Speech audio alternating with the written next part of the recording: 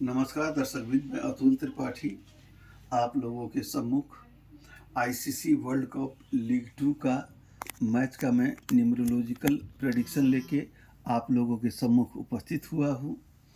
यह prediction start करने से पहले मैं आप लोगों से एक रिक्वेस्ट करूँगा, जो भी दर्शक मेरे वीडियो में नए जुड़े हुए हैं या जिन दर्शकों ने अभी तक मेरे वीडियो को लाइक और सब्सक्राइब नहीं किया है, कृपया मेहरबानी करके मेरे वीडियो को आप लोग लाइक और सब्सक्राइब कर दें, ताकि मुझे आगे बढ़ने में आप लोगों का सहयोग हमेशा की तरह प्राप्त होती रहे। क्योंकि आप लोग का जो सहयोग है वो मेरे लिए लाइफलाइन है। आप लोग के सहयोग के बगैर मेरी कोई यहाँ पे वजूद नहीं है। और अभी तक मैं आप लोगों के सम्मुख जो प्रेडिक्शन दे रहा हूँ, यह सब मैं आप लोगों के सहयोग की बदौलत ही दे रहा हूँ। अब हम लोग चलते हैं मैच की तरफ। यह आईसीसी वर्ल्ड कप का लीग 2 का 101 मैच है, यानी कि मैच नंबर 101 एक और एक जोड़ेंगे तो 2 होगा, तो 2 हुआ। यह नंबर चंद्रमा से संचालित होता है। मैच का डेट है 1 मई, यानी कि 1 नंबर सूर्य से संचालित होता है। सूर्य जो है ग्रहों के राजा हैं। अब यहाँ पे सूर्य और चंद्रमा की अच्छी दोस्ती है। और ग्राउंड जो है कीर्तिपुर ग्राउंड, नेपाल की राजधानी काठमांडू में त्रिभुवन यूनिवर्सिटी के ग्राउंड पे अवस्थित है कीर्तिपुर। अब यह कीर्तिपुर ग्राउंड जो है, इसका नेम टोटल 8 आता है। 8 नंबर शनि का हुआ। शनि का न 1 नंबर से दोस्ती है न 2 नंबर से दोस्ती है। इन दोनों का दोनों से ही बहुत बड़ा विद्रोह है। चंद्रमा और शनि की युति तो विषुव के निर्माण करती है, मगर सूर्य और शनि की युति अच्छा फल तो नहीं देगी, गाहे बगाहे अच्छा फल ये दे सकती है।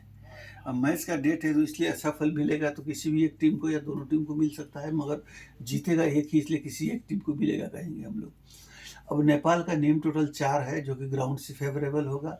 और कैप्टन जो रोहित शर्मा है, इनका नेम टोटल 1 है, जो कि इनको मैच नंबर और मैच डेट दोनों का फेवर मिलेगा। और इसके बाद से अब हम लोग कीर्तिपुर ग्राउंड की नेचर और बिहेवियर की बात कर ले, तो कीर्तिपुर की ग्राउंड जो है वो बॉलिंग फेवरेबल ग्राउंड है। यहाँ पे टेक्निकल बैट्समैन ही, टेक्निकली जो साउंड होगा वही यहाँ पे रन बना सकता है। नॉर्मल बैट्समैन के लिए रन बनाना इतना आसान नहीं होगा, पहली बात। दूसरी बात, इस ग्राउंड में स्पिनर का बहुत बड़ा योगदान रहेगा मैच को जीत में कन्वर्ट करने के लिए, या किसी की जीती हुई बाजी को हार में कन्वर्ट करने के लिए स्पिनर्स का बहुत बड़ा योगदान रहेगा। आप रिजल्ट स्वरूप आप संदीप लामिछाने को देख सकते हैं। अब इसमें जो है, अभी मैं यहाँ की एवरेज टोटल देखते हुए मैं इस 150 से 60 यहाँ का एवरेज टोटल है, बट 170 प्लस की स्कोर बन जाती है तो अच्छी खासी फाइटिंग टोटल मानी जाती है ये यहाँ के लिए। अब हम लोग चलते हैं फर्दर प्रेडिक्शन पे।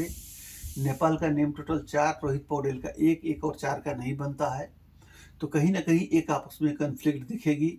इनका डेट ऑफ बर्थ है 1 सितंबर 2002। इनका ग्रिड बनाने के बाद मेंटल एरो, एक्शन एरो और प्रैक्टिकल एरो तीनों एरो कंप्लीट हैं।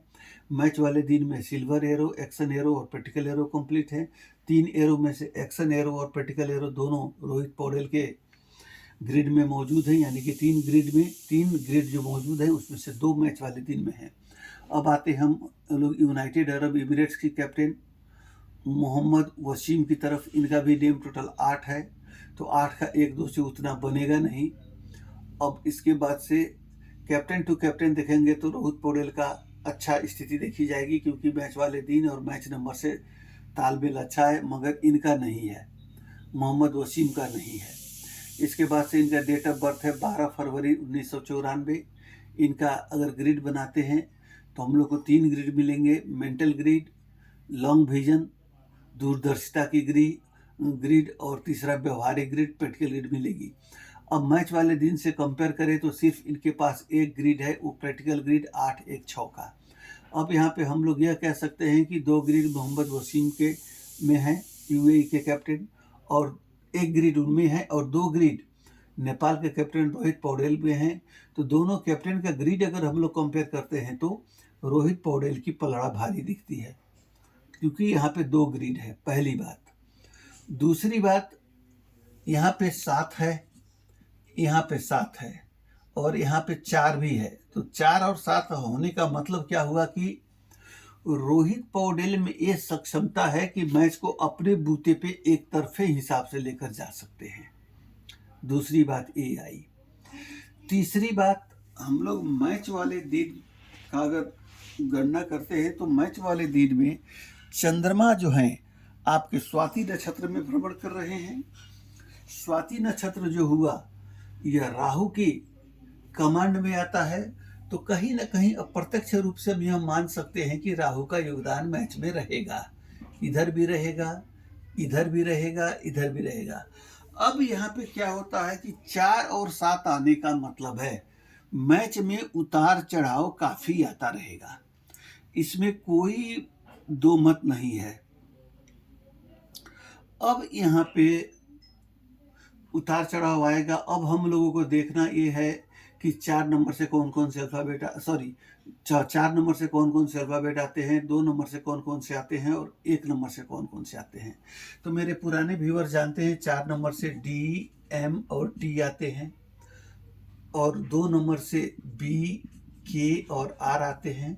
1 नंबर से ए, आई, जे, क्यू, वाई आते हैं, ये आते। अब इन सबको देखने के बाद और मैच का अन्य परफॉर्मेंस देखने के बाद समष्टिगत रूप में मैंने कुछ प्लेयर्स का नाम लिया है जो कि इस मैच में अच्छा खेलेंगे, और वो जो नाम लिया है वो नाम इस प्रकार हैं। नेपाल के तरफ डी.एस. अइरे, आसिफ शेख, बशीर अहमद और करण केसी, और इधर आपको यूनाइटेड अरब इमिरेट्स की तरफ मोहम्मद वसीम, आर्यन शर्मा, आकाशदीप शाह और अजय कुमार। अब ये सब देखने के बाद, इन सब को देखने के बाद, ग्राउंड की नेचर और बिहेवियर देखने के बाद तथा अन्य बातें जो मैच को प्रभावित कर सकती है, उन सब चीज़ों को मद्देनज़र मैं इस नतीजे पे पहुंचा हूं कि यह मैच जो है नेपाल जीतेगी, पहली बात। और दूसरी बात यह है कि यह मैच जो सेकेंड बैटिंग करेगी उसकी जीत की प्रबल संभावना रहेगी, यानी कि इस मैच में टॉस का एक बहुत बड़ा अहम योगदान रहेगा। टॉस जीतकर जो टीम सेकेंड बैटिंग करेगी उस टीम की स्थिति मजबूत रहेगी, मगर मेरे कैलकुलेशन के हिसाब से यह जो मैच है वह नेपाल जीत रही है, इसमें कोई शक शुबा नहीं है, क्योंकि हर तरफ से नेपाल की पक्ष मजबूत दिख रही है। हाँ, एक सलाह मुझे मेरे देश के प्लेयरों के लिए ये रहेगा कि अगर आप लोग पहले टॉस जीतते हो तो पहले आप लोग बॉलिंग कर लो, ताकि आप लोग का साइड सेफ रहे। मगर मेरे प्रेडिक्शन से नेपाल जीत रही है तथा मैं दोनों टीमों के प्लेयर को जीत के लिए अग्रिम शुभकामना दूंगा। इसी के साथ ही मैं अपने व्यूअर्स को बहुत बड़ा धन्यवाद दूंगा तथा मैं अब वीडियो की समापन की तरफ आ गया हूं। अतः वीडियो को समाप्त करने से पहले मैं आप लोगों से रिक्वेस्ट करूंगा, सदा खुश रहें, सुरक्षित रहें और इसी के साथ मुझे आज्ञा दें। अभी के लिए इतना ही। आप सभी का धन्यवाद।